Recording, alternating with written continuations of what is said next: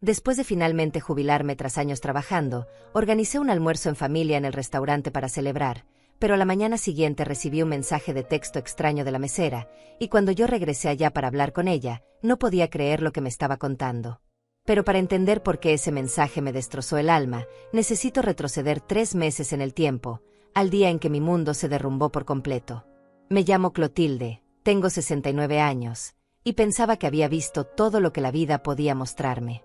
Había trabajado durante 43 años sin descanso, había criado a mi hijo Hugo, había construido un hogar junto a Vicente, mi esposo de 45 años de matrimonio. Creía que finalmente llegaba mi momento de paz, de disfrutar los frutos de tanto esfuerzo. Pero el destino tenía otros planes para mí. Todo comenzó un martes por la tarde. Yo estaba en la cocina de nuestra casa, esa casa que Vicente y yo compramos cuando apenas teníamos 25 años, cuando todavía no teníamos ni siquiera los muebles completos, pero teníamos sueños enormes. Estaba preparando la cena, pensando en que solo faltaban 3 meses para mi jubilación, imaginando todo lo que haríamos juntos cuando finalmente tuviera tiempo libre. Vicente siempre decía que viajaríamos, que conoceríamos esos lugares que solo habíamos visto en fotografías. Teníamos una lista escrita en un cuaderno viejo, las playas del Caribe, las montañas, tal vez incluso Europa si ahorrábamos lo suficiente. El teléfono sonó. Era un número desconocido, pero contesté de todas formas. La voz al otro lado era profesional, controlada, pero las palabras que salieron de esa boca me partieron en dos. Señora Clotilde, soy la doctora Méndez del Hospital General. Su esposo Vicente ingresó hace 1 hora con un infarto masivo. Hicimos todo lo posible, pero no respondió a la reanimación. Lo lamento mucho. El teléfono se cayó de mi mano. Recuerdo que me quedé ahí, de pie en medio de la cocina, mirando la olla a la estufa donde se cocinaba la sopa que Vicente nunca comería. No podía procesar lo que acababa de escuchar. Vicente había salido esa mañana perfectamente bien. Me había besado en la frente como todos los días, me había dicho que me amaba, que volvería a la hora de siempre. ¿Cómo podía estar muerto? ¿Cómo podía el hombre más fuerte que conocía simplemente desaparecer en cuestión de horas? Cuando llegué al hospital, todo parecía irreal. Los pasillos blancos, las luces fluorescentes, el olor a desinfectante. Me llevaron a una sala fría donde estaba él, mi Vicente, cubierto con una sábana blanca. Me acerqué temblando, aparté la tela de su rostro, y ahí estaba, tan quieto, tan diferente al hombre lleno de vida que había abrazado esa misma mañana. Tomé su mano, todavía tibia, y fue entonces cuando sus últimas palabras de esa mañana resonaron en mi cabeza con una claridad aterradora. Mientras tomábamos café, Vicente me había mirado con una seriedad inusual y me había dicho: Clotilde, escúchame bien. Si algún día yo no estoy, prométeme que vas a cuidar nuestra casa. La compramos con nuestro sudor, con cada dólar que ganamos limpiando oficinas, trabajando horas extra, sacrificando vacaciones. Esa casa es tuya. No dejes que nadie, ¿me escuchas? Nadie te la quite. Es todo lo que tenemos, es nuestro legado. En ese momento me había parecido extraño, incluso mórbido. Le había dicho que no hablara de esas cosas, que teníamos muchos años por delante. Pero él había insistido: prométemelo, Clotilde. Y yo había prometido, sin imaginar que esas serían las últimas palabras importantes que intercambiaríamos. El funeral fue una tortura. Hugo, mi hijo de 42 años, estaba allí con su esposa Andrea. Ellos se habían casado hacía 7 años, y aunque yo siempre traté de llevarme bien con Andrea, nunca logré conectar realmente con ella. Había algo en su mirada, en la forma en que evaluaba todo a su alrededor, que me hacía sentir incómoda. Durante el funeral, ella se acercó y me abrazó, pero el abrazo se sintió calculado, ensayado. No se preocupe, mamá Clotilde, me susurró al oído. Hugo y yo estaremos aquí para usted. No va a estar sola. Debería haberme reconfortado, pero en cambio sentí un escalofrío recorrer mi espalda. Los días siguientes fueron un infierno de silencio y soledad. La casa que antes estaba llena de la presencia de Vicente ahora era solo un cascarón vacío lleno de recuerdos dolorosos. Su taza de café seguía en el escurridor. Sus lentes de lectura estaban sobre la mesa de noche. Su aroma todavía impregnaba las almohadas. Yo caminaba por esos espacios tratando de sentirlo cerca, pero solo encontraba su ausencia, un vacío tan grande que me costaba respirar. Mi única hermana, Rosaura, Fue mi salvación durante esas primeras semanas horribles. Ella venía todos los días sin falta, se sentaba conmigo en la sala, me obligaba a comer aunque yo no tuviera apetito, me dejaba llorar en su hombro sin decir nada, solo sosteniéndome. Rosaura era 2 años mayor que yo, tenía 71 años. Pero siempre había sido la fuerte, la que resolvía los problemas, la que encontraba luz incluso en los momentos más oscuros. «Vas a salir de esto», me decía mientras me preparaba té en mi propia cocina, porque yo ya ni siquiera tenía fuerzas para hacer esas cosas simples. «Vicente querría que vivieras, Clotilde. Él trabajó tanto, se sacrificó tanto, precisamente para que tú pudieras tener paz cuando te jubilaras. No desperdicies eso hundiéndote en la tristeza». Tenía razón, lo sabía, pero el dolor era tan profundo que no podía ver más allá de él. Rosaura me hablaba de sus propios momentos difíciles, de cuando perdió a su esposo hacía 15 años, de cómo ella también creyó que no podría continuar, pero lo hizo. «Y tú también lo harás», me aseguraba, «porque eres más fuerte de lo que crees». Pasaron apenas 4 semanas desde el funeral de Vicente cuando recibí otra de esas llamadas que te destrozan la vida. Era un sábado por la mañana. El teléfono sonó demasiado temprano, y cuando vi que era el número de la vecina de Rosaura, supe inmediatamente que algo terrible había pasado. «Clotilde», dijo la voz temblorosa al otro lado, «Rosaura sufrió un derrame cerebral durante la noche. La ambulancia se la llevó hace media hora. Está en el hospital general, pero los paramédicos dijeron que era grave». Conduje hasta el hospital con las manos temblando en el volante, rogándole a Dios, a Vicente, al universo, que no me quitara también a Rosaura. No podía perder a las 2 personas más importantes de mi vida en tan poco tiempo. Era demasiado, era injusto, era una crueldad que no merecía. Pero cuando llegué al hospital y vi la expresión del médico, supe que mis plegarias no habían sido escuchadas. Rosaura estaba en coma, me explicaron, y el daño cerebral era masivo. No había esperanza de recuperación. Pasé 2 días sentada junto a su cama, sosteniendo su mano, hablándole aunque sabía que no podía escucharme, contándole todo lo que ella significaba para mí, agradeciéndole por ser mi hermana, mi amiga, mi salvación. Y entonces, en la tarde del segundo día, los monitores comenzaron a pitar y las enfermeras entraron corriendo y yo fui empujada fuera de la habitación, y cuando me dejaron entrar nuevamente, Rosaura se había ido. En su funeral, me sentí como un cascarón vacío. Vicente se había ido. Rosaura se había ido. Mis padres llevaban años muertos. Mis amigas más cercanas habían fallecido o se habían mudado a otras ciudades, a otros estados, persiguiendo a sus hijos y nietos. Yo estaba completamente sola en el mundo, excepto por Hugo y Andrea. Me aferré a esa conexión familiar como una persona que se está ahogando se aferra a cualquier cosa que flote. Eran mi familia, mi única familia, todo lo que me quedaba de lazos de sangre en este planeta inmenso e indiferente. Fue después del funeral de Rosaura cuando Hugo comenzó a visitarme con más frecuencia. Al principio, en mi ingenuidad y mi desesperación por no estar sola, interpreté esto como amor filial, como preocupación genuina. Venía con Andrea 2 o 3 veces por semana, siempre trayendo comida preparada, siempre preguntando cómo estaba, si necesitaba algo, si había pagado las cuentas, si estaba tomando mis medicamentos. «Mamá», me decía Hugo mientras se sentaba en el sofá de la sala, ese mismo sofá que Vicente y yo habíamos comprado en una liquidación hace 20 años. «No puedes quedarte aquí sola todo el tiempo. Es demasiado para ti. Esta casa es muy grande para una sola persona». Yo le respondía que estaba bien, que podía manejarme perfectamente, que había vivido en esa casa durante 44 años y conocía cada rincón, cada crujido del piso, cada mancha en las paredes que contaba una historia.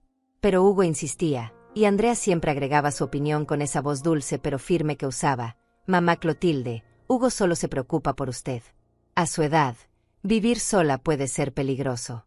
¿Qué pasa si se cae? ¿Qué pasa si tiene una emergencia médica y no hay nadie cerca?» Sus palabras sonaban razonables, incluso cariñosas, pero había algo en la forma en que miraba la casa, evaluando cada mueble, cada espacio, que me hacía sentir como si estuviera siendo analizada, calculada. Faltaban 2 meses para mi jubilación cuando Hugo sacó por primera vez el tema de la casa de una manera más directa. Era una tarde de miércoles. Andrea había preparado lasaña y la habían traído para cenar juntos. Mientras comíamos, Hugo dejó caer casualmente: «Mamá, he estado pensando. Esta casa tiene mucho valor. Está en un buen vecindario, El mercado inmobiliario está alto. Si algo te pasara, el proceso de herencia sería complicado, costoso. Los impuestos se comerían gran parte del valor. Me quedé mirándolo, sin entender exactamente a dónde quería llegar. ¿Qué estás sugiriendo, Hugo?, pregunté. Él intercambió una mirada con Andrea antes de responder, y esa mirada debería haberme advertido de lo que venía. Bueno, dijo con esa sonrisa que solía usar cuando era niño y quería convencerme de algo, tal vez deberías considerar transferir la casa a mi nombre. Solo por precaución, ¿entiendes? Así evitamos problemas legales más adelante. Tú seguirías viviendo aquí, por supuesto, pero legalmente la casa estaría protegida. Sus palabras me cayeron como agua helada.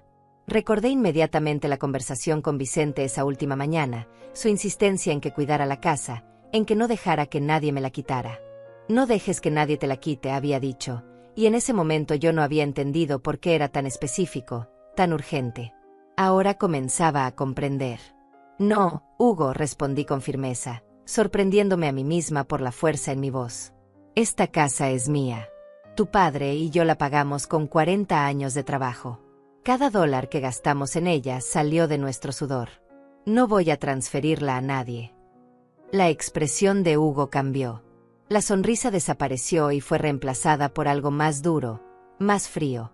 Andrea intervino rápidamente, usando ese tono condescendiente que tanto me molestaba. Mamá Clotilde, creo que no está entendiendo. Hugo solo quiere protegerla. A su edad, con la soledad, con el estrés de todo lo que ha pasado, uno no siempre toma las mejores decisiones. Nosotros solo queremos ayudar. La forma en que dijo a su edad me hizo sentir como si fuera una niña incapaz de manejar sus propios asuntos. Me sentí insultada, menospreciada, pero sobre todo, comencé a sentir miedo. Entiendo perfectamente, dije, manteniendo mi voz lo más calmada posible, aunque por dentro temblaba de indignación y de un terror creciente que apenas comenzaba a reconocer. Y mi decisión es no. Esta casa permanece a mi nombre. Es lo único que me queda de Vicente, es nuestro legado, y voy a respetarlo. Hugo se levantó de la mesa bruscamente, su silla raspando contra el piso con un sonido áspero. Está bien, mamá, dijo con una voz tensa, controlada, pero no digas que no te advertimos cuando las cosas se compliquen. Y con eso, él y Andrea se fueron, dejándome sola en esa casa grande con mi lasaña a medio comer y un miedo nuevo instalándose en mi pecho. Durante las siguientes semanas, las visitas de Hugo y Andrea se volvieron más frecuentes pero también más incómodas. Ya no venían con comida o con preguntas amables sobre mi bienestar. Ahora venían con documentos, con artículos impresos de internet sobre ancianos que habían perdido sus propiedades por no planificar adecuadamente, con historias sobre vecinos que supuestamente habían sufrido estafas o problemas legales.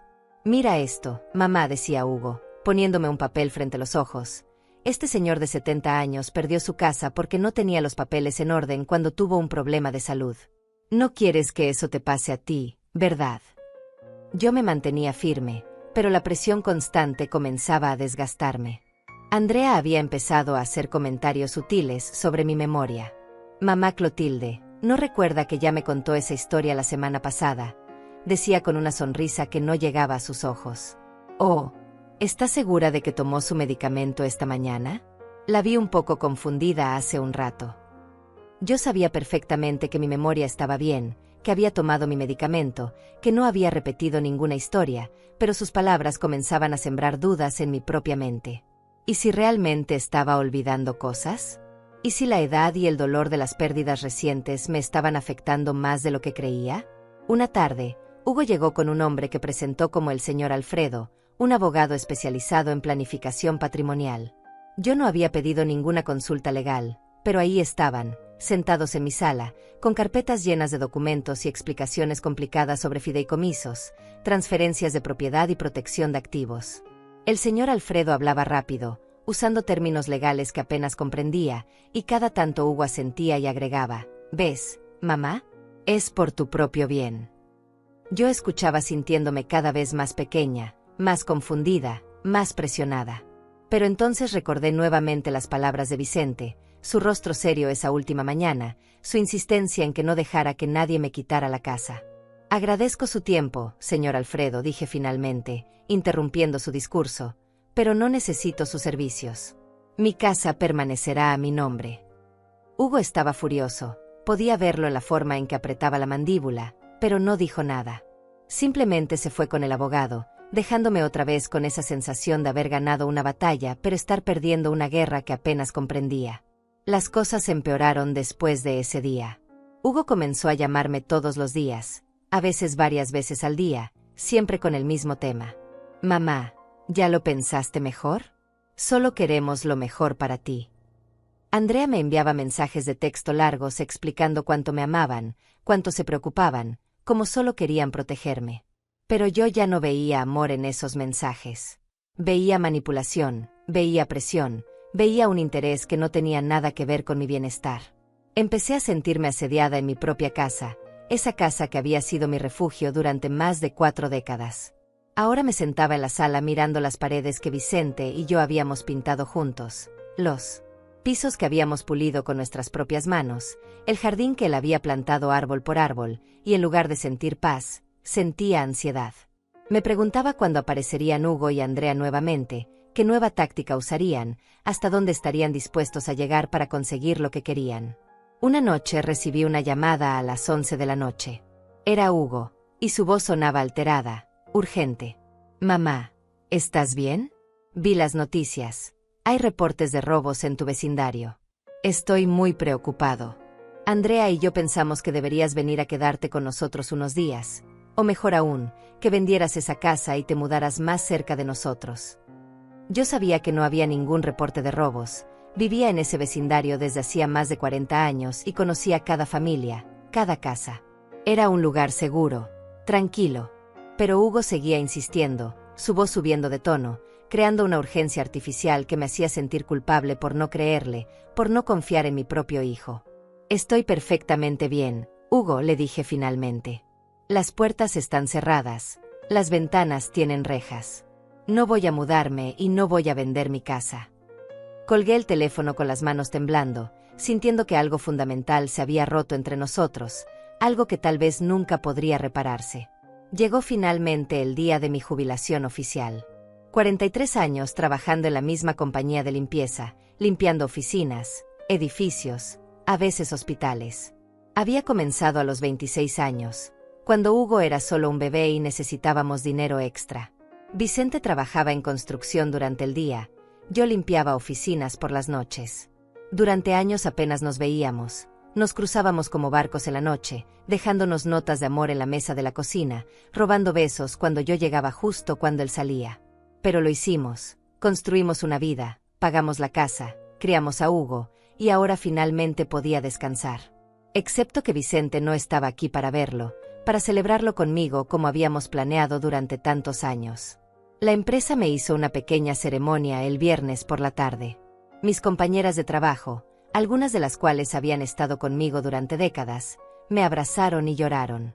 Me dieron un reloj y un certificado enmarcado y una torta con mi nombre escrito en glaseado rosado. Fue agridulce, porque cada momento de alegría estaba teñido por la ausencia de Vicente, por saber que él no estaría en casa esperándome para celebrar. Pero también sentí orgullo. Había trabajado duro, había sido honesta, nunca había faltado un día sin razón genuina. Me había ganado este descanso con sudor y sacrificio. Hugo llamó esa noche para felicitarme, y su voz sonaba diferente, más cálida, más como el hijo que yo recordaba de años atrás. Mamá, felicidades por tu jubilación. Sé que papá estaría orgulloso. Andrea y yo queremos llevarte a cenar el domingo para celebrar. Escoge el restaurante que quieras, nosotros pagamos. Es tu día. Su oferta me conmovió tanto que sentí lágrimas en los ojos. Tal vez había estado siendo demasiado dura con ellos. Tal vez realmente sí se preocupaban por mí y yo había interpretado mal sus intenciones por el dolor y el estrés. Tal vez podíamos volver a ser una familia real, conectada, amorosa. Me encantaría, respondí, sintiendo un destello de esperanza por primera vez en meses. Hay un restaurante italiano nuevo en el centro. He escuchado que es muy bueno. ¿Qué tal ahí?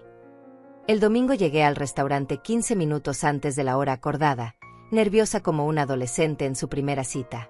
Me había arreglado especialmente para la ocasión, usando el vestido color vino que Vicente siempre decía que me quedaba hermoso, el collar de perlas que él me había regalado en nuestro 20º aniversario.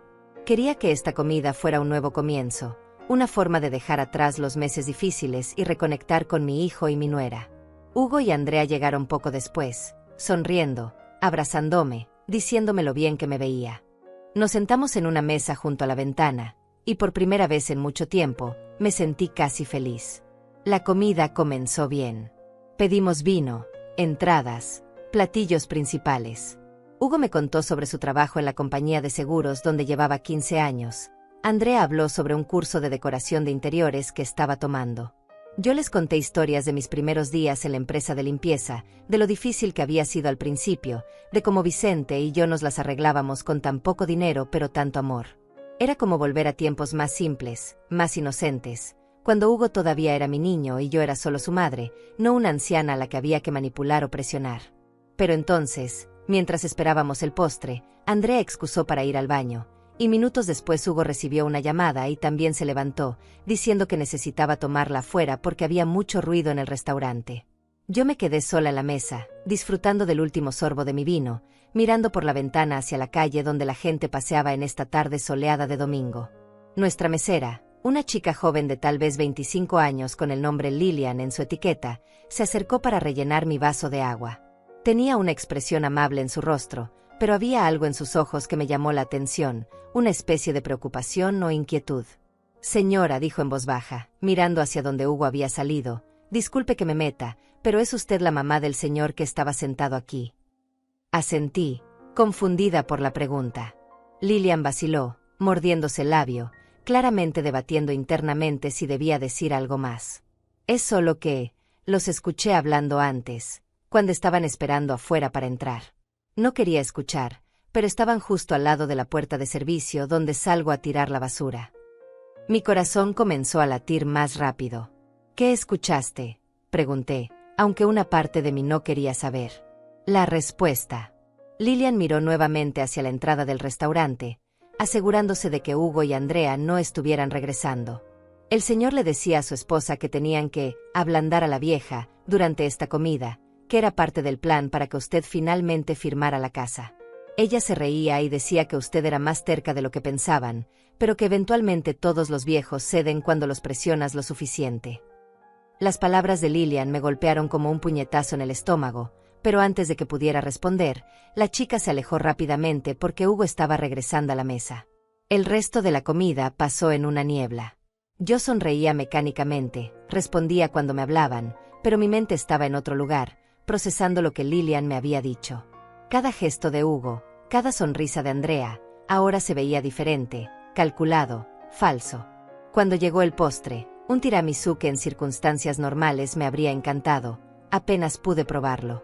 Tenía un nudo en la garganta que hacía difícil tragar. Hugo levantó su copa para hacer un brindis.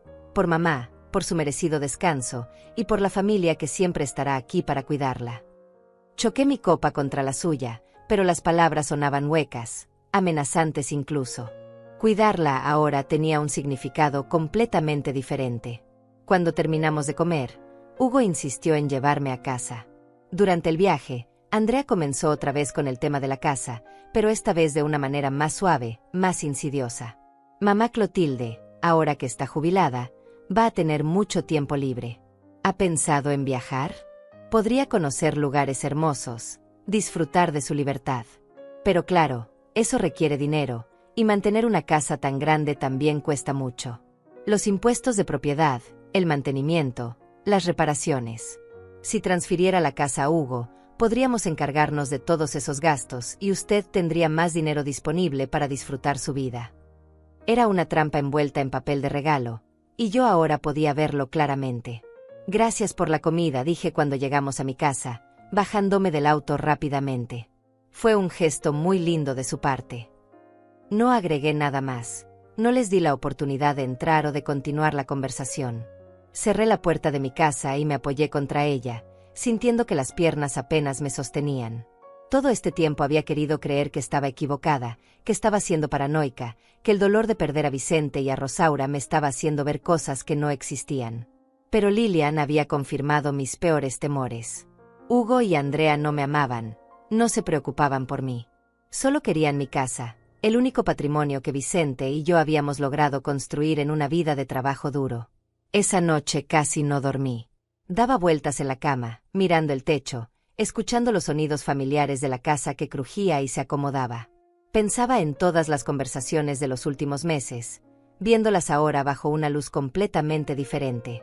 Cada visita, cada llamada, cada te queremos y nos preocupamos por ti ahora revelaba su verdadero propósito.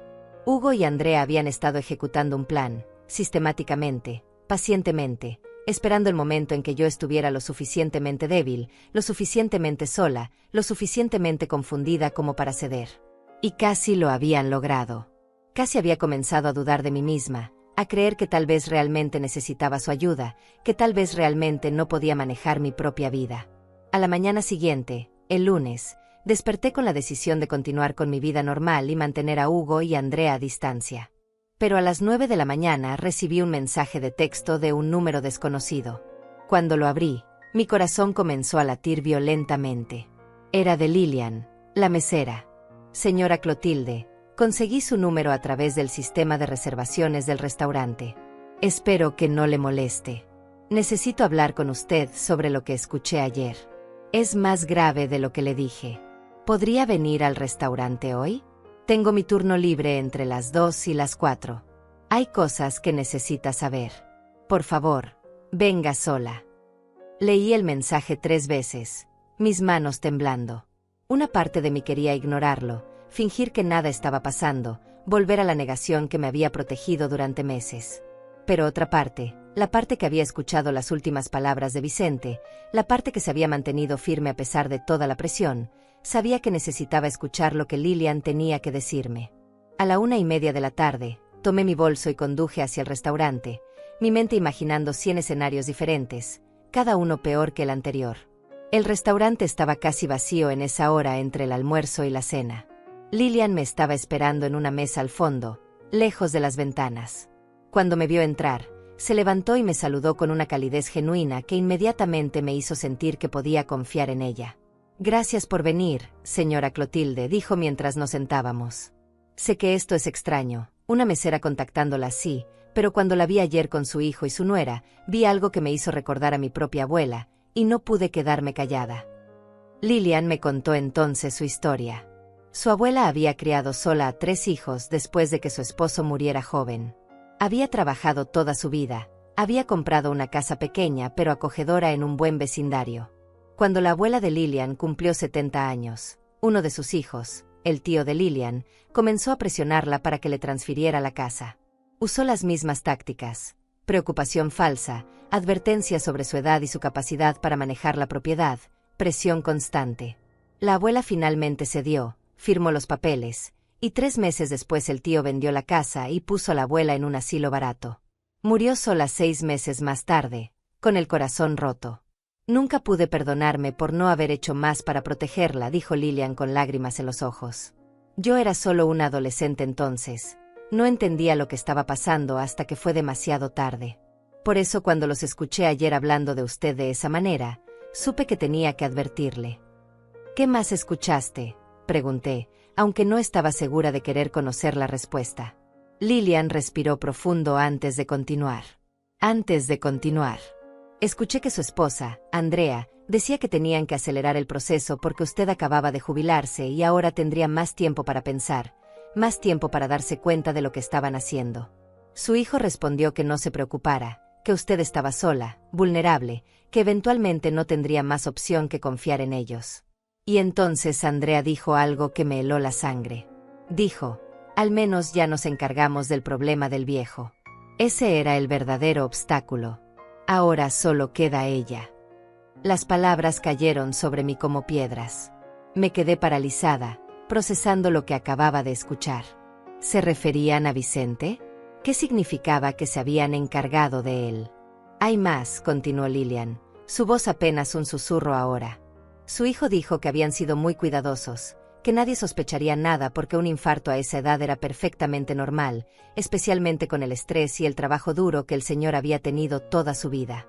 Andrea se rió y dijo que ella había hecho un trabajo perfecto, que nadie cuestionaría a una nuera devota que solo estaba ayudando a cuidar de su suegro enfermo. Sentí que el mundo giraba a mi alrededor.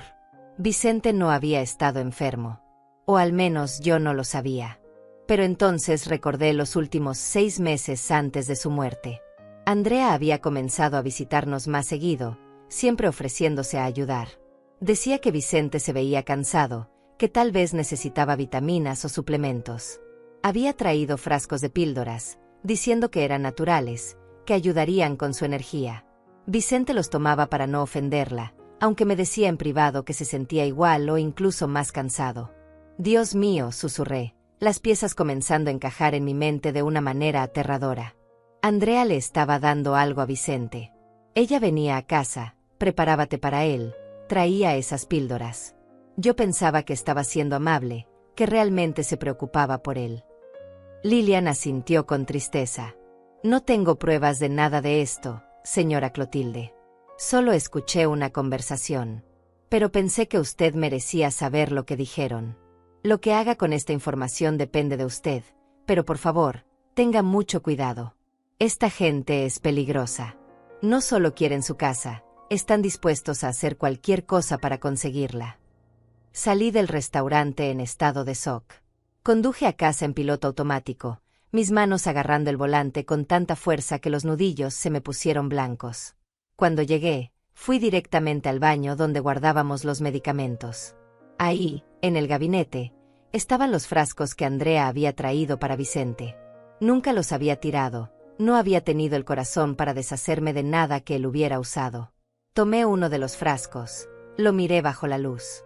La etiqueta decía suplemento natural de energía, pero no había ninguna lista de ingredientes, ningún número de registro sanitario, nada que indicara que era un producto legítimo. ¿Cómo había sido tan ciega? ¿Cómo no me había dado cuenta de que algo estaba mal? Recordé entonces la última semana de Vicente con más detalle. Él había estado particularmente cansado, se quejaba de mareos, de dolor en el pecho. Yo había insistido en que fuera al médico, pero él decía que era solo el trabajo, que descansaría el fin de semana. Andrea había venido ese último fin de semana, había insistido en preparar la comida para que yo pudiera descansar. Había hecho un té especial para Vicente, diciendo que le ayudaría a dormir mejor. Y al día siguiente, Vicente había muerto de un infarto mientras estaba en el trabajo. Un infarto masivo, habían dicho los médicos. Común en hombres de su edad, especialmente con una vida de trabajo físico. Nadie había cuestionado nada. ¿Por qué lo harían? No había razón para sospechar de nada siniestro. Pero ahora, con las palabras de Lilian resonando en mi cabeza, todo tomaba un significado diferente, oscuro, aterrador. Mi hijo y mi nuera habían asesinado a Vicente. Lo habían hecho lentamente, cuidadosamente, de una manera que parecería natural. Y lo habían hecho por dinero, por esta casa, por un patrimonio que no les pertenecía. Sentí náuseas. Corrí al baño y vomité, mi cuerpo rechazando físicamente la horrible verdad que mi mente estaba comenzando a aceptar. Mi propio hijo, el bebé que había cargado en mi vientre, el niño al que había criado, alimentado, amado con cada fibra de mi ser, había matado a su padre. ¿Cómo era posible? ¿En qué momento se había convertido en un monstruo? Durante los siguientes días viví en una especie de trance. Hugo llamaba, pero yo no contestaba. Andrea enviaba mensajes, pero yo no respondía. Necesitaba tiempo para pensar, para decidir qué hacer. Una parte de mí quería llamar a la policía inmediatamente, contarles lo que había descubierto. Pero otra parte, la parte que todavía era madre a pesar de todo, dudaba. ¿Y si estaba equivocada? ¿Y si había malinterpretado lo que Lilian escuchó? ¿Y si arruinaba la vida de mi hijo basándome en una conversación de tercera mano? Pero entonces miraba los frascos de píldoras, recordaba la última semana de Vicente, la forma en que Andrea había insistido en ayudar, y sabía en lo profundo de mi alma que no estaba equivocada. El jueves de esa semana, Hugo apareció en mi puerta sin avisar. Estaba molesto, podía verlo en su expresión tensa. «Mamá, ¿por qué no contestas mis llamadas? Estamos preocupados por ti. Andrea piensa que tal vez estás deprimida, que necesitas ayuda profesional». Había condescendencia en su voz, esa misma condescendencia que había estado usando durante meses para hacerme sentir incompetente. Pero ahora yo lo veía claramente, y me llenaba de rabia. «Estoy perfectamente bien, Hugo», respondí con una calma que no sentía. Solo necesito espacio. He tenido mucho en qué pensar. Él trató de entrar, pero yo bloqueé la puerta con mi cuerpo. Ahora no es un buen momento. Te llamaré cuando esté lista para hablar. La expresión de Hugo cambió, y por un momento vi algo en sus ojos que nunca había visto antes. Frialdad pura, cálculo, incluso crueldad. Está bien, mamá, dijo con una sonrisa que no alcanzaba sus ojos. Pero no puedes evitarnos para siempre. Somos tu familia, tu única familia. Eventualmente vas a necesitarnos, y cuando eso pase, espero que recuerdes quién estuvo aquí tratando de ayudarte. Era una amenaza apenas velada, y ambos lo sabíamos. Cerré la puerta en su cara y me quedé ahí, temblando, escuchando sus pasos alejarse por el camino de entrada. Esa noche llamé a Lilian. Necesitaba hablar con alguien, necesitaba no estar sola con estos pensamientos horribles. Ella vino a mi casa después de su turno, trayendo comida china y una botella de vino. Nos sentamos en mi sala, esa sala donde Vicente y yo habíamos pasado miles de noches viendo televisión, conversando, simplemente disfrutando de la compañía del otro, y le conté todo. Le conté sobre las últimas palabras de Vicente, sobre la presión constante de Hugo y Andrea, sobre los frascos de píldoras, sobre mis sospechas cada vez más fuertes de que mi esposo no había muerto de causas naturales. De causas naturales. Lilian me escuchó sin interrumpir, sus ojos llenos de compasión y también de rabia por lo que me estaba pasando. Cuando terminé de hablar, ella tomó mi mano entre las suyas y dijo: «Señora Clotilde, necesita guardar esos frascos de píldoras. Son evidencia. Y necesita hablar con alguien que pueda ayudarla, alguien que entienda de leyes. No puede enfrentar esto sola». Tenía razón, por supuesto. ¿Pero a quién podía acudir? No tenía amigos cercanos que todavía estuvieran vivos o en condiciones de ayudar. No tenía otros familiares. Estaba completamente sola excepto por esta joven mesera que apenas me conocía, pero que había mostrado más compasión genuina que mi propia sangre. «Hay un abogado», dije finalmente, recordando. «Luis Montero. Él y Vicente fueron amigos durante años, desde que éramos jóvenes. Trabajaron juntos en construcción antes de que Luis fuera a la universidad de noche y se convirtiera en abogado. No he hablado con él desde el funeral de Vicente, pero siempre fue un buen hombre, honesto. Tal vez él pueda aconsejarme». Al día siguiente llamé a Luis. Su secretaria me pasó inmediatamente cuando escuchó mi nombre, y su voz cálida al otro lado del teléfono casi me hizo llorar. «Clotilde, qué alegría escucharte. He estado pensando en llamarte, ver cómo estabas, pero no quería molestar. Sé lo difícil que debe haber sido perder a Vicente. Era mi mejor amigo, lo extraño todos los días».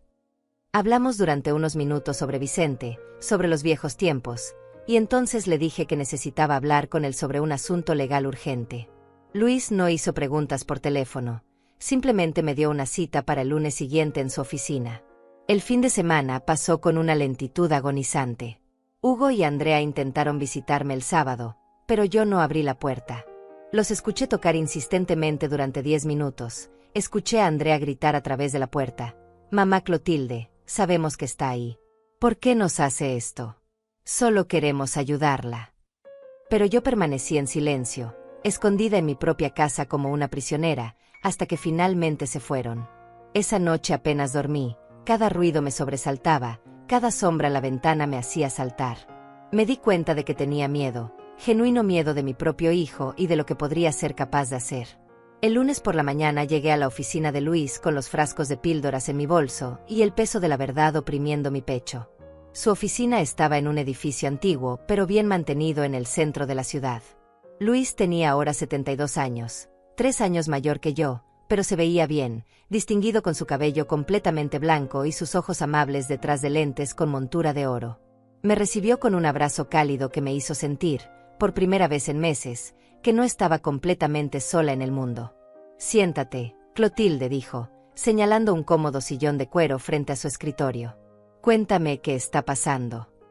Le conté todo.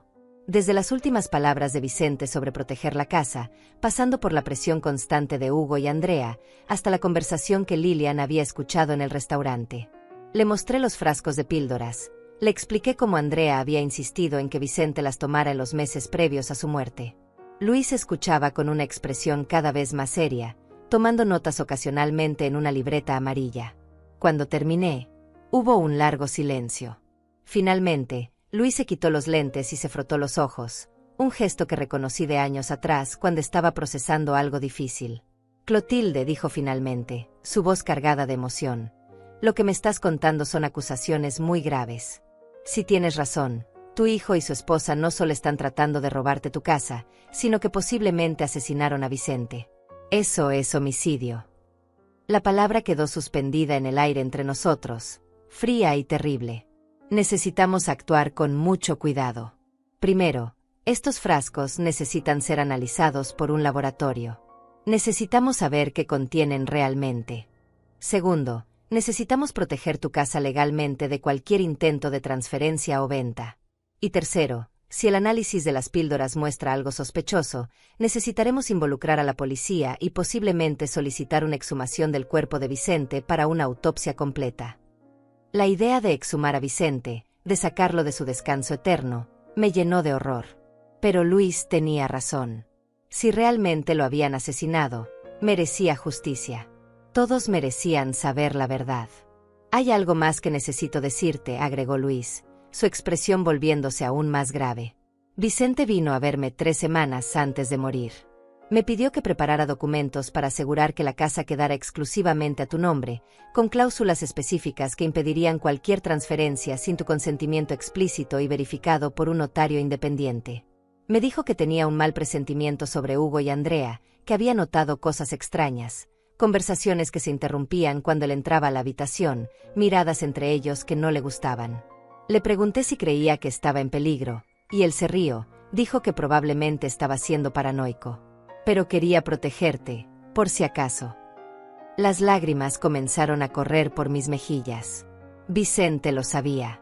Tal vez no conscientemente, tal vez no con todos los detalles, pero sabía que algo no estaba bien. Y había tratado de protegerme, incluso en sus últimas semanas de vida. ¿Firmó los documentos?, pregunté, aunque por la expresión de Luis ya sabía la respuesta. Él negó con la cabeza tristemente. Teníamos una cita programada para el lunes siguiente para firmar todo. Murió el jueves anterior. Nunca tuvimos la oportunidad de completar el proceso legal.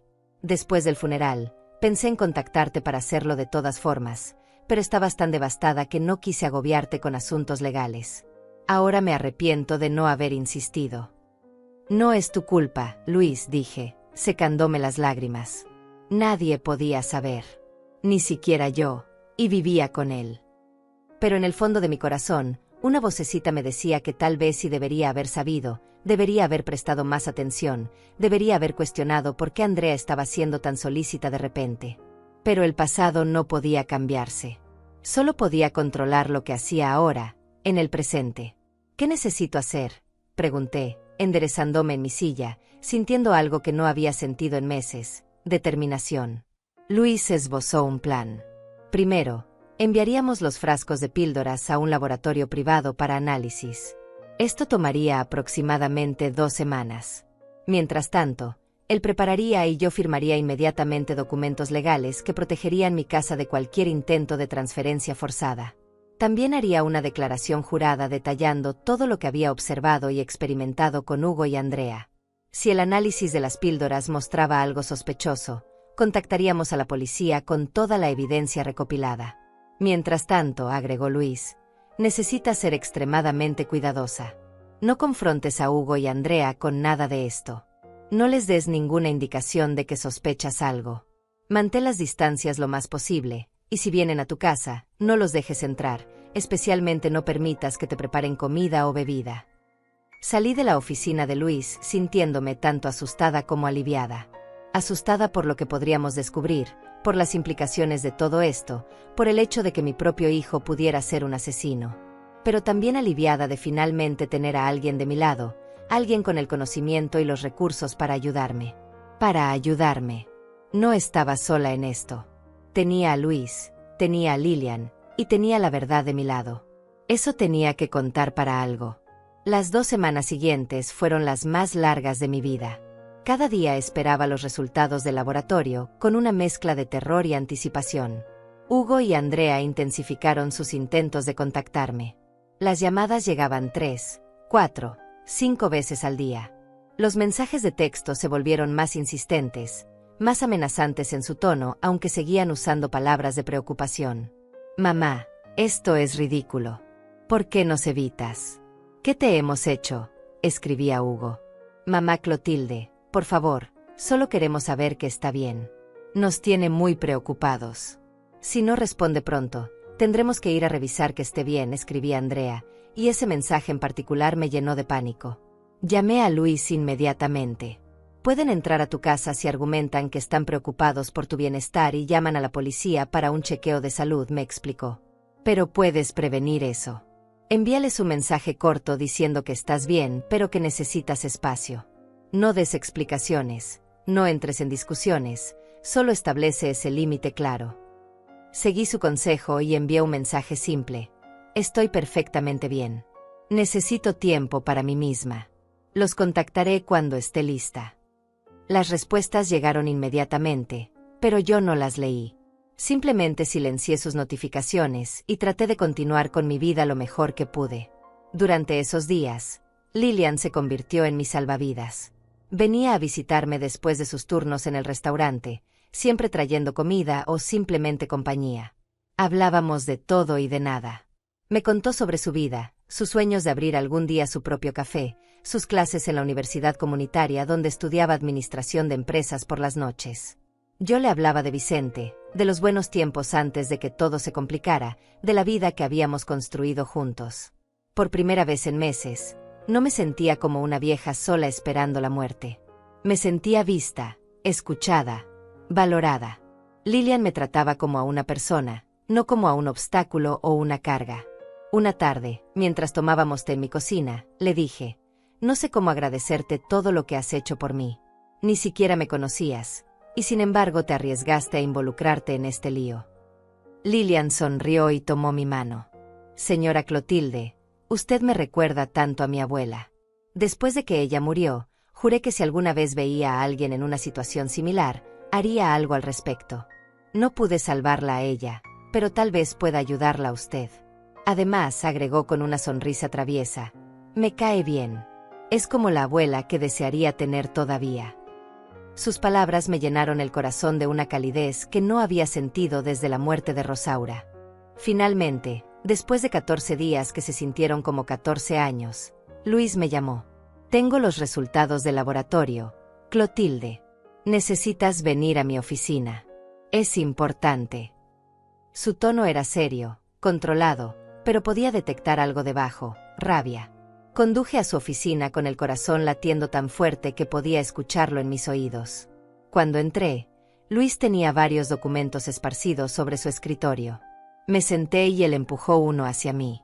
Era el reporte del laboratorio, lleno de términos médicos complicados que apenas comprendía. Pero había una sección destacada en amarillo que incluso yo podía entender. Las píldoras contenían dosis progresivamente más altas de digoxina, explicó Luis. Es un medicamento que se usa para tratar problemas cardíacos, pero en las dosis que había en estas pastillas, especialmente acumulándose en el cuerpo durante meses, habría causado exactamente lo que Vicente sufrió: arritmias cardíacas, debilidad progresiva y finalmente un infarto masivo. El laboratorio dice que las concentraciones eran lo suficientemente altas como para ser letales en un periodo de tiempo prolongado, pero lo suficientemente graduales como para que pareciera un declive natural de salud seguido de un evento cardíaco súbito. Las palabras confirmaban mis peores temores. Andrea había estado envenenando lentamente a Vicente, y Hugo había estado al tanto y de acuerdo con el plan. Hay más, continuó Luis, su mandíbula apretada de rabia contenida. Contraté a un investigador privado para revisar algunos registros. Andrea trabajó durante 3 años como asistente en una farmacia antes de casarse con Hugo. Fue despedida por discrepancias en el inventario de medicamentos controlados. Nunca se presentaron cargos porque la farmacia no quería publicidad negativa, pero hay un reporte interno documentando que faltaban varios medicamentos, incluyendo digoxina. Esto fue hace 8 años, 2 años después de que se casara con Hugo. El patrón era claro. Andrea había estado planeando esto durante años, esperando el momento adecuado, recolectando lo que necesitaría. Tenemos suficiente evidencia para ir a la policía, dijo Luis, y su voz temblaba ligeramente con emoción. Vicente era mi mejor amigo, Clotilde. Era como un hermano para mí. Si realmente lo asesinaron, quiero verlos pagar por eso. Pero la decisión es tuya. Es tu hijo. Entenderé si esto es demasiado difícil, si prefieres simplemente proteger tu casa y dejar el pasado en paz. Me quedé sentada en silencio durante varios minutos, mirando el reporte del laboratorio, procesando todo. Hugo era mi hijo. Lo había cargado en mi vientre durante 9 meses, había estado presente en su nacimiento, lo había criado, lo había amado incondicionalmente durante 42 años. Pero él había matado a su padre. Había matado a Vicente, el hombre que lo crió, que trabajó incansablemente para darle una buena vida, que lo amó y creyó en él incluso cuando Hugo tomaba malas decisiones. Vamos a la policía, dije finalmente, mi voz más firme de lo que había estado en meses. Vicente merece justicia. Y si no detengo a Hugo y Andrea ahora, ¿qué me harán a mí? Ya intentaron quitarme mi casa. Si eso no funciona, ¿cuánto tiempo pasará antes de que decidan que yo también soy un obstáculo que necesita ser removido? No, esto termina ahora. Luis asintió, y por primera vez desde que llegué a su oficina, sonrió. Era una sonrisa triste, pero también determinada. Vicente estaría orgulloso de ti, dijo. Siempre decía que eras la mujer más fuerte que conocía. Ahora entiendo por qué. Esa misma tarde fuimos a la estación de policía. Nos reunimos con un detective llamado Angenor Silva, un hombre de unos 50 años con ojos cansados pero atentos. Le presentamos toda la evidencia, los frascos de píldoras, el análisis del laboratorio, el historial laboral de Andrea, la declaración jurada que yo había preparado detallando todo lo que había observado y experimentado, y el testimonio de Lilian sobre la conversación que había escuchado en el restaurante.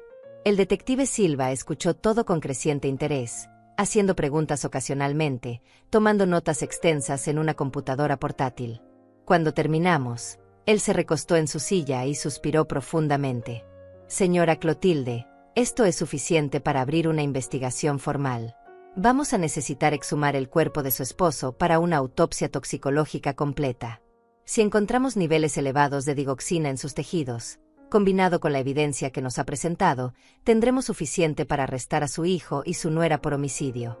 También vamos a necesitar que usted grabe cualquier conversación futura con ellos donde admitan algo sobre el plan o sobre la casa. ¿Cree que pueda hacer eso? La idea de grabar a mi propio hijo, de engañarlo para que confesara, me revolvía el estómago. Pero pensé en Vicente, en cómo había muerto solo en su lugar de trabajo, probablemente confundido y asustado, sin entender qué le estaba pasando a su cuerpo. Pensé en sus últimas palabras esa mañana, pidiéndome que protegiera nuestra casa, como si supiera que algo malo podría pasar. Sí, respondí al detective Silva, puedo hacerlo. Por Vicente, puedo hacer cualquier cosa. Luis me apretó la mano en señal de apoyo, y sentí una determinación de acero instalarse en mi columna vertebral. Ya no era la viuda frágil y confundida que Hugo y Andrea creían que podían manipular. Era una mujer que luchaba por justicia, por dignidad, por la memoria del hombre que había amado durante 45 años. El detective Silva me equipó con un pequeño dispositivo de grabación que se escondía fácilmente en mi bolso. Me dio instrucciones específicas: mantener la conversación natural, no hacer preguntas demasiado directas que pudieran alertarlos, simplemente dejar que ellos hablaran y esperar a que revelaran información. Esa noche, con las manos temblando, le envié un mensaje a Hugo. He estado pensando en lo que dijiste.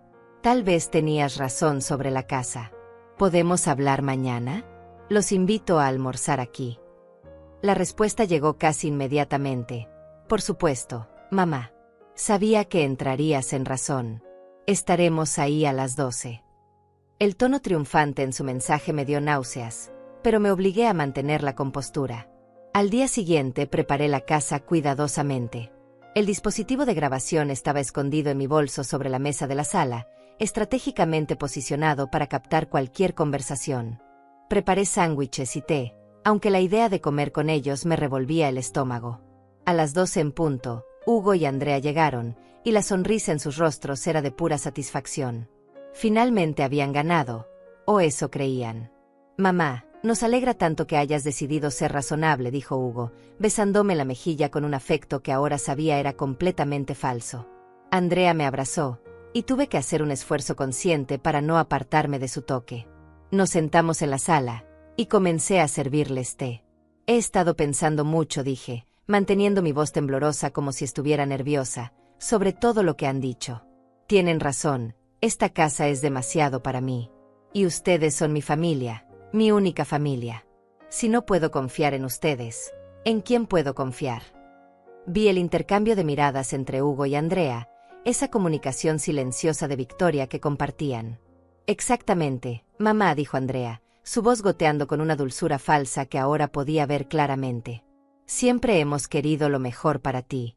Y ahora que papá Vicente no está, nosotros somos todo lo que tienes. La mención casual de Vicente como papá Vicente me hizo apretar los dientes, pero mantuve mi expresión neutral. Es solo que, continué, dejando que mi voz se quebrara ligeramente. Extraño tanto a Vicente. A veces me pregunto si pude haber hecho algo diferente, si debí haber notado que estaba enfermo antes. Andrea, tú lo visitabas tanto en esos últimos meses, le traías esas vitaminas. ¿Notaste algo extraño en su salud? Andrea no dudó ni un segundo antes de responder, su arrogancia superando su cautela. Bueno, sí, estaba claramente declinando. Su corazón estaba débil, cualquiera podía verlo. Por eso le daba esos suplementos, para tratar de ayudarlo. Pero a su edad, con su historial de trabajo pesado, era solo cuestión de tiempo. Debe haber sido tan difícil para ti verlo así, dije, presionando suavemente, cuidarlo sabiendo que probablemente no mejoraría. Hugo intervino entonces, y lo que dijo me heló la sangre. Andrea hizo todo lo que pudo, mamá. De hecho, hizo más de lo que nadie esperaba. Fue muy dedicada, incluso cuando era difícil. Había algo en la forma en que dijo difícil que me hizo entender que estaban hablando en código, admitiendo sin admitir realmente lo que habían hecho. Y ahora, continuó Hugo, inclinándose hacia adelante con esa sonrisa que solía derretir mi corazón cuando era niño, podemos asegurarnos de que estés cuidada también. Una vez que la casa esté a mi nombre, no tendrás que preocuparte por nada. Nosotros nos encargaremos de todo. ¿Y yo seguiría viviendo aquí?, pregunté, aunque ya sabía la respuesta. Andrea respondió, y su máscara finalmente comenzó a caer. Bueno, eso depende, mamá Clotilde.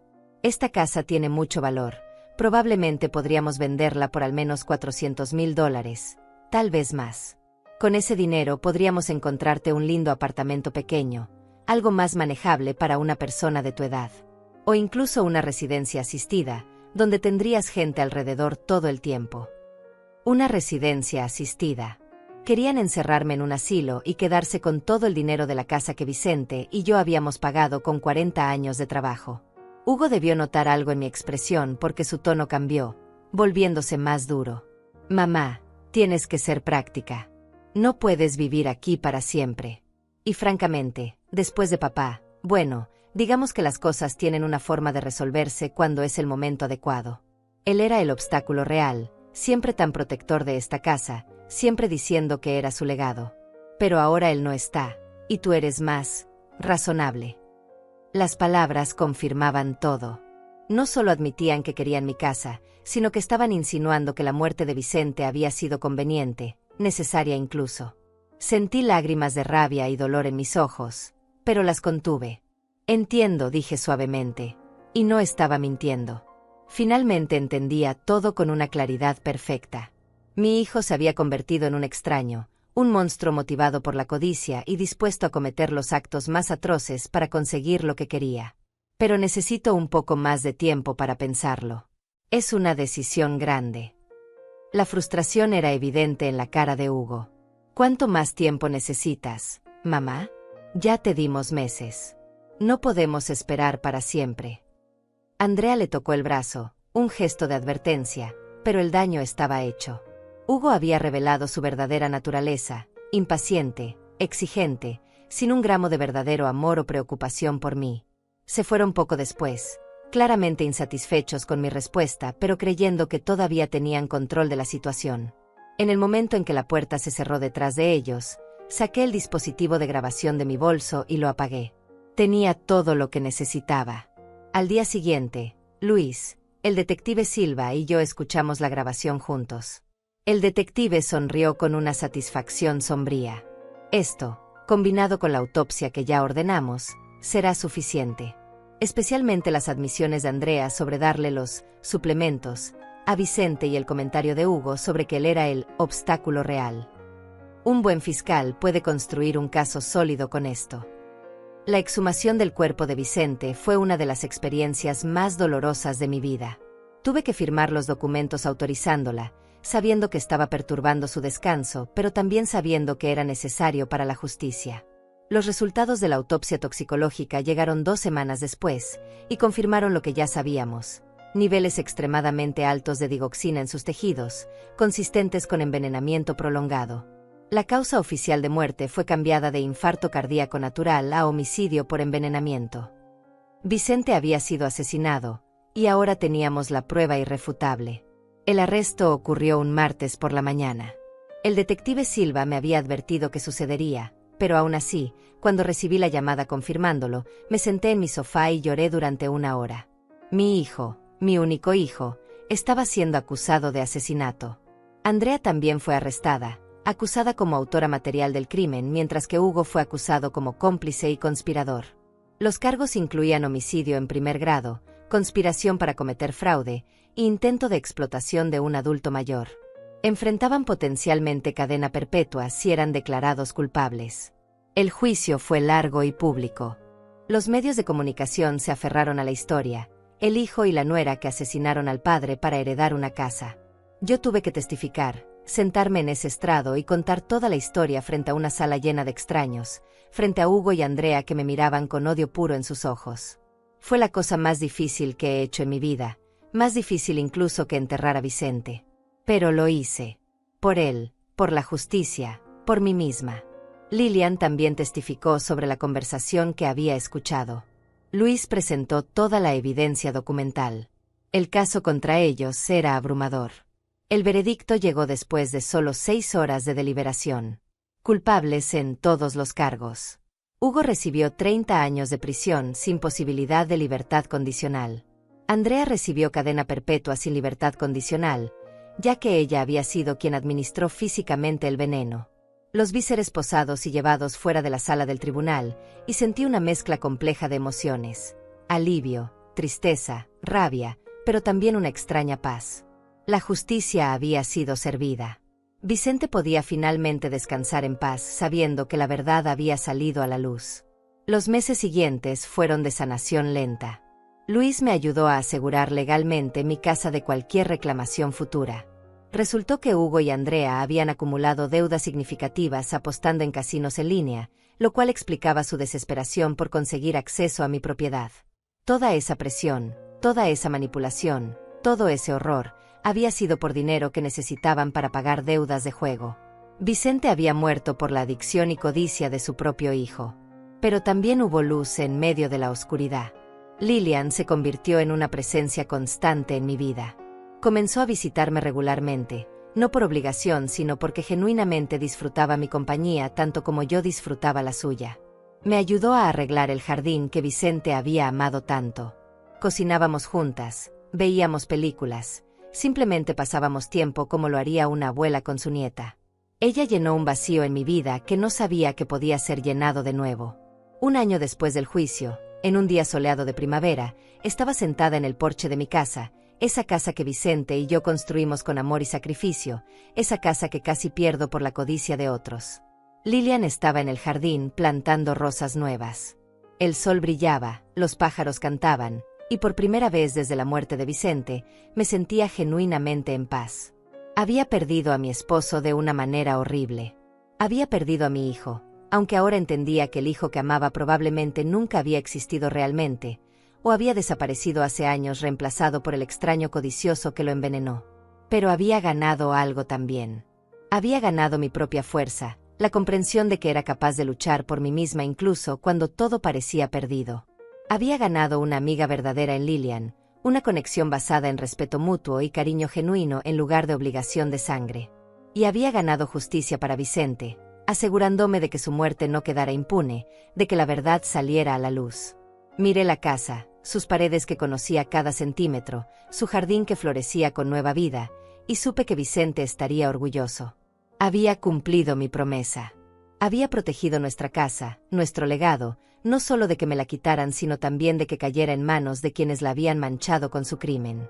Esta casa seguía siendo nuestra, mía y de Vicente, un testamento de 40 años de amor, trabajo y dedicación. Y mientras yo viviera, permanecería así, un hogar lleno de recuerdos buenos que se negaban a ser eclipsados por la oscuridad que había intentado consumirlos. Finalmente, después de la tormenta más terrible de mi vida, había encontrado mi camino de regreso a la luz.